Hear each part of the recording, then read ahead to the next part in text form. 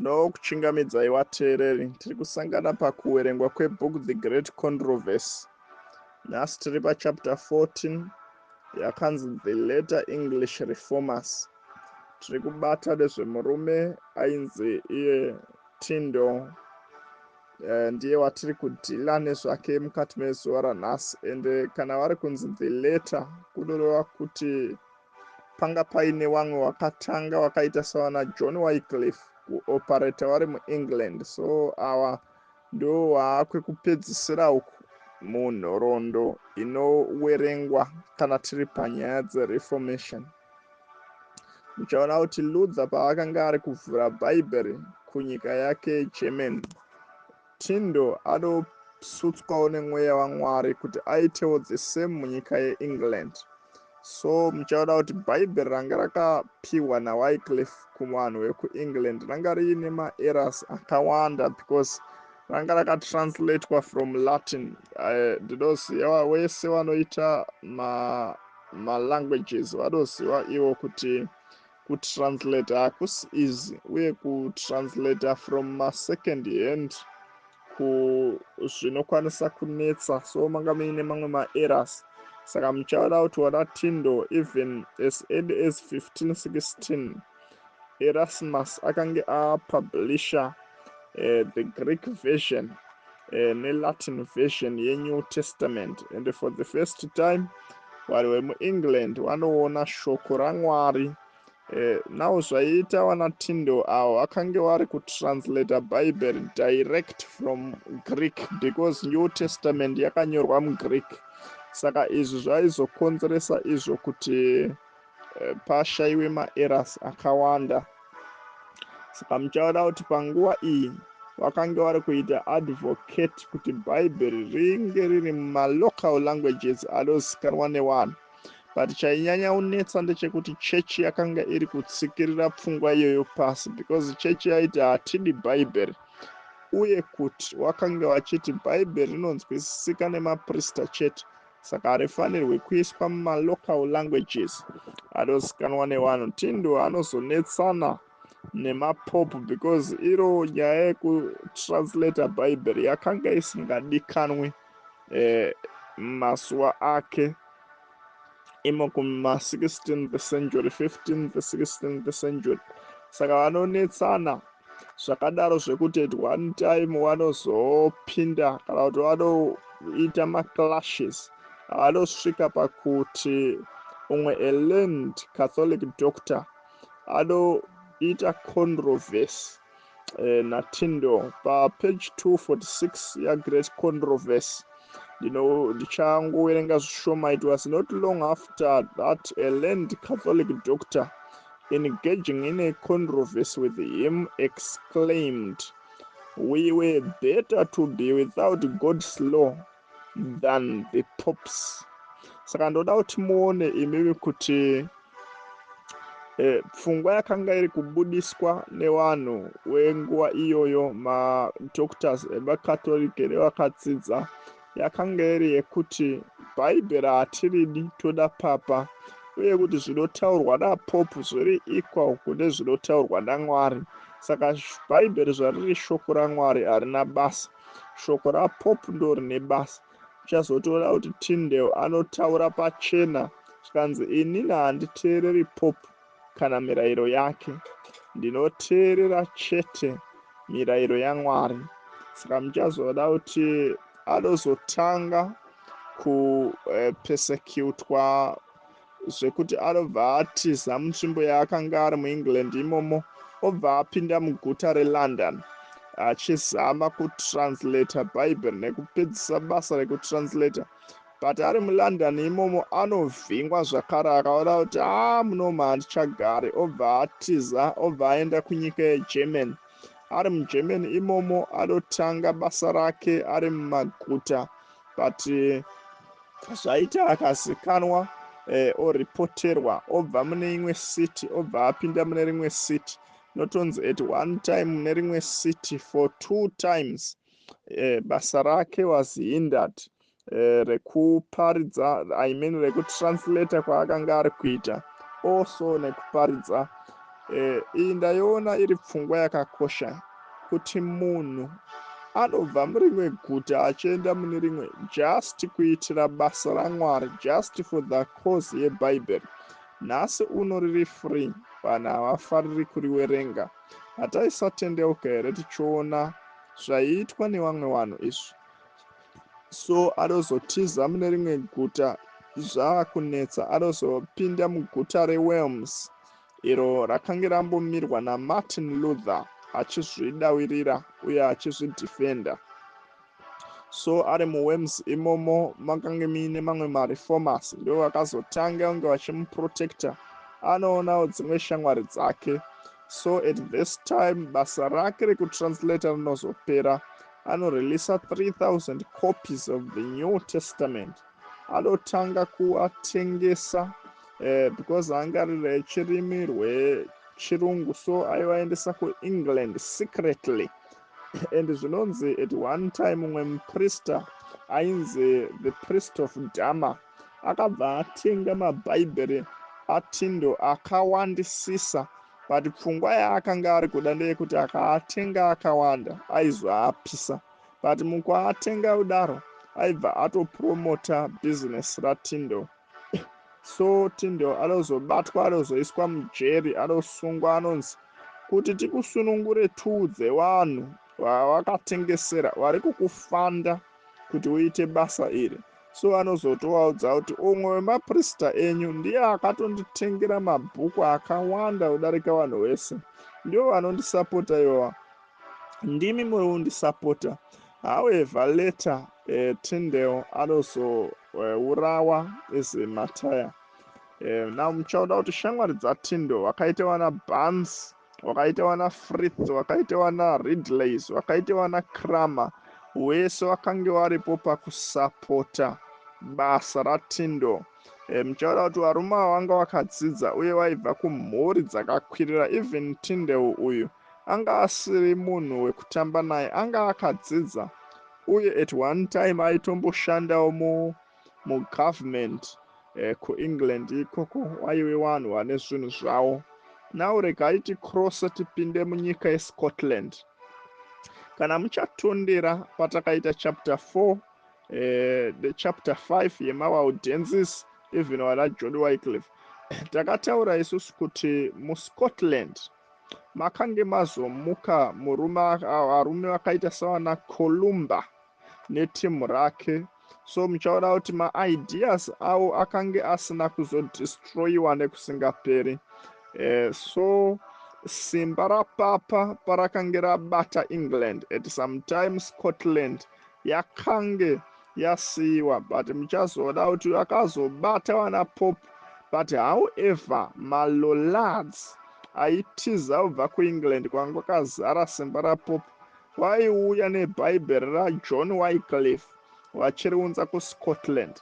And zvinoshamisa ndezvekunzi bhaibheri raTyndale rakabva rapinda mumamountains eScotland secretly, but Pope pavakazvizwa vakati moto kuScotland. So kwakatanga kupiswa vanhu vakawanda pamastakes, and maKristu eko they sealed their testimony, they sealed their faith with their blood. Zvinonzi vakadeurwa ropa vakange vakawanda munyika yeScotland, including vana Hamilton nana Wishart vakange vachidzidzisa, nawo vakarongerwa mapayo sezvataitaura mastake, vakapiswa. But ndafarira munyori panapa ati iye when Wishart ari kupiswa papauro rake, there come one whom flames were not to silence. Zvinonzi ari kupiswa, pane muchinda akanga aripo akanga achiwitnessa, aisazonyararidzwa nemotoba, and this man was John Knox. So John Knox akanga agashira dzidziso yaWishart. John Knox anzi iye anga asingatyi munhu, feared not the face of man. Zvinonzi at one time akazoita face to face naqueen weScotland. Akabudza kuti mambokadzi, mungaita zvenyu zvimwe zvese, asi chechi yeRoma iri muera ende inini handiteereri era yacho. Kana muchiuraya urayai, asi zvandakuudzai ndozvekutoti I don't listen to those errors. naMwari nhasi ari kutsvaga vanhu, men and women who cannot be bought or sold, who will stand for the truth, who do not fear to call sin by its name. Mwari vari kutsvaka vanhu who will stand for the truth though the heavens may fall. Such was John Knox, zvekuti hanzi nekufamba kwenguva akaparidza akainfluenza vanhu kuzotosvikira Scotland yaitwa freed kubva kusimba rapapa. Now kuScotland muchazoona kuti kuEngland muchazoona kuti yakazorejectawo dzidziso dzapapa, but dzimwe dzacho wakange wainadzo chechi yakange ichingoestablisha maprotestant churches muEngland. Mu17th century muchaona kuti makaurayiwa vanhu vakawandisisa, men were killed, asi zvinonzi vachiurayiwa vachiiswa mumajeri, vanhu vakatanga kumita mumaprivate rooms, bhaibheri raivhurwa, vamwe ndo vaienda mumasango pakati peusiku vobatidza marambi voverenga bhaibheri. Zvinonzi mhuri dzakawanda dzakatanga kubreka, ende vamwe vanhu vakawanda nemhaka yekutiza mapersecution, vamwe vaitizira mumanearby cities, mafamily breakups, ende vamwe vaitiza vachienda nzvimbo dzakaita wana USA, the United States of America, panguva yanga ichingori America isati yaane zvemastates zvayaanazvo izvi. Now muchaona kuti mumajeri mavaiiswa umo, zvinonzi imomo mumajeri, in the crowded jails, Mwari wakabva vamutsa murume ainzi John Bunyan. Pandaitarisa ndati amen. Why? Because ari muBedford jail akabva atanga kunyora tsamba, akaona uri mukana wekutonyora tsamba dzechikristu nekudzidzisa vanhu kunamatwa kwaMwari chaiko chaiko. Muchaona kuti panguva iyi paive nevanhu vakawanda vakange vakungomirirawo chokwadi, vakaita wana Baxter, vakaita wana Flavells, vakaita wana Allen, wese waingoparidza nyaya yekukomita upenyu kuna Kristu. 100 years later, Mwari wakazomutsa vamwe varume vanga vakasimba kwazvo, that is Whitefield neWesley brothers, avo vakatanga kuparidza nyaya yejustification by faith alone, kururamiswa nenyasha kwega. Panguva iyi vhangeri raMartin Luther ranga rakanganikwa nemhaka yekuti chechi yanga iine simba guru rekusailenza wese waiita reformation.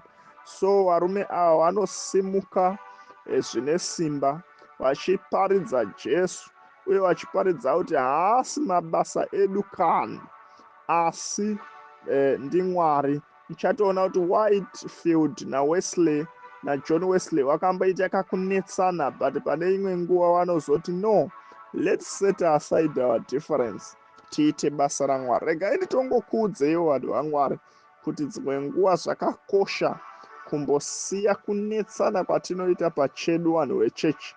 Even pangave pamasowe ipapo, ngatimbosiyane kunetsana kani, timboite basa raMwari.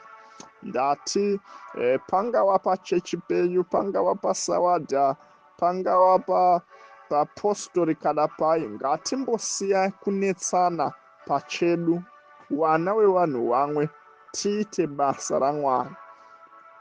Now muchaona kuti Charles Wesley anosvika paanomborwara, vanouya komubvunza kuti iwewe tariro yako iri munani, asingatyi anovaudza kuti iri muna Jesu Kristu. Zvinonzi kuti one time John Wesley anoita bhodha yeship yakanga iri kuenda kuAmerica yakanga iine vanhu vainzi maMoravians.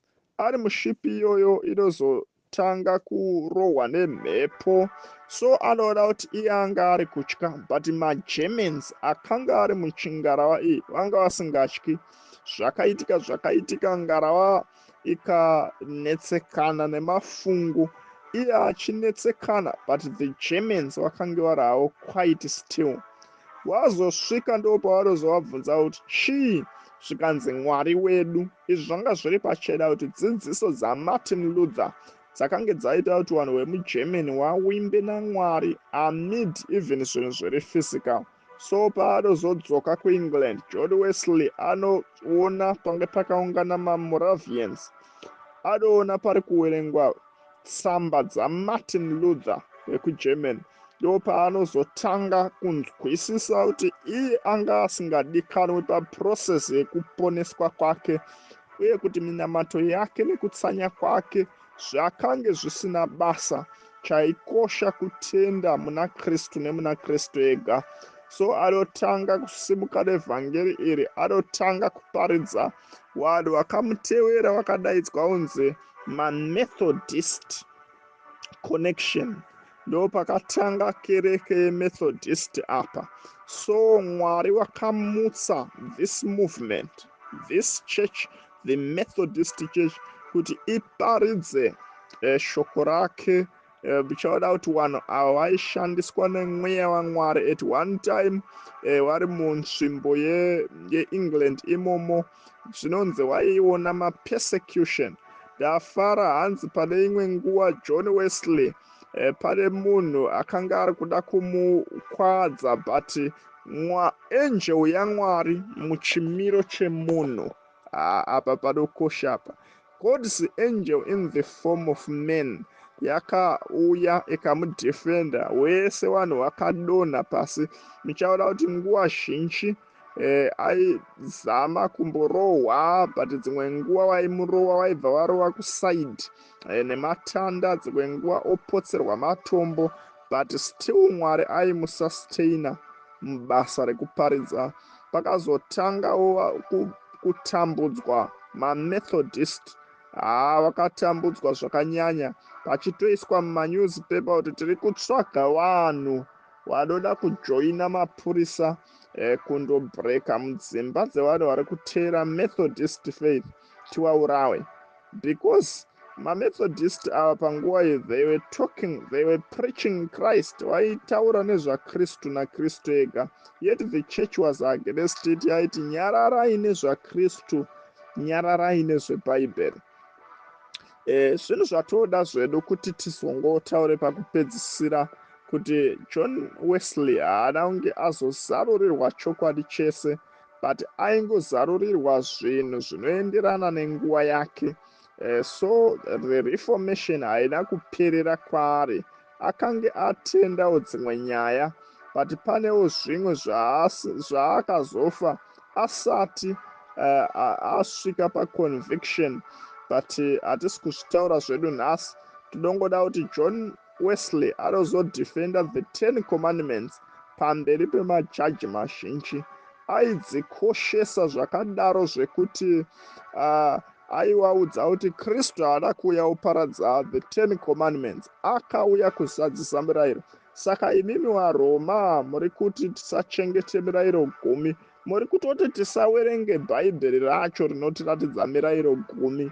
Handizvoba. So anomboona some bit of persecution achitiza, but the thing was he advocated kuchengetwa kwemirayiro 10. Muriko here vari muzvitendero zvakasiyana siyana. Nhasi uno tiri kukuudzaiwo kuti mirayiro yaMwari ichiko, maceremonial laws ndo akabviswa pakaroverwa Jesu pamuchinjikwa, asi the 10 commandments aiva chokwadi dzichiriko. Mukaona vanhu vanokuparidzirai kuti murayiro wakapera, havasi kuita justice. Murayiro waMwari uchiriko, ndo standard yekutonga kwake. Sabata raMwari also richiko. there remains a Sabbath rest for God's people. Ndo chapter 14 wadawangwari the later English reformer tichawana nguva yekunamata mukupedza samari yechapter yedu. Baba wekudenga naJesu Kristu, tinokutendai naMwari mweya mutsvene matitendera kubata chapter 14 yebook The Great Controversy. Chititenderaiwo kunzwisisa uye kuappreciata zvakaitwa nevarume ava nesuwo mumazuva edu. Tikwidziridze bhaibheri zvakadaro, tiridhifende, titeedzere chokwadi, tichengete mirayiro yenyu sekuipa kwamakaiita mushoko. Tanamata muzita raBaba nereMwanakomana neremweya mutsvene, amen. Toda kutenda wateereri, ngatisanganei pachapter 15. Wadoda kupinda mumaboka atinoisa zvidzidzo izvi 078 0085616. God bless you.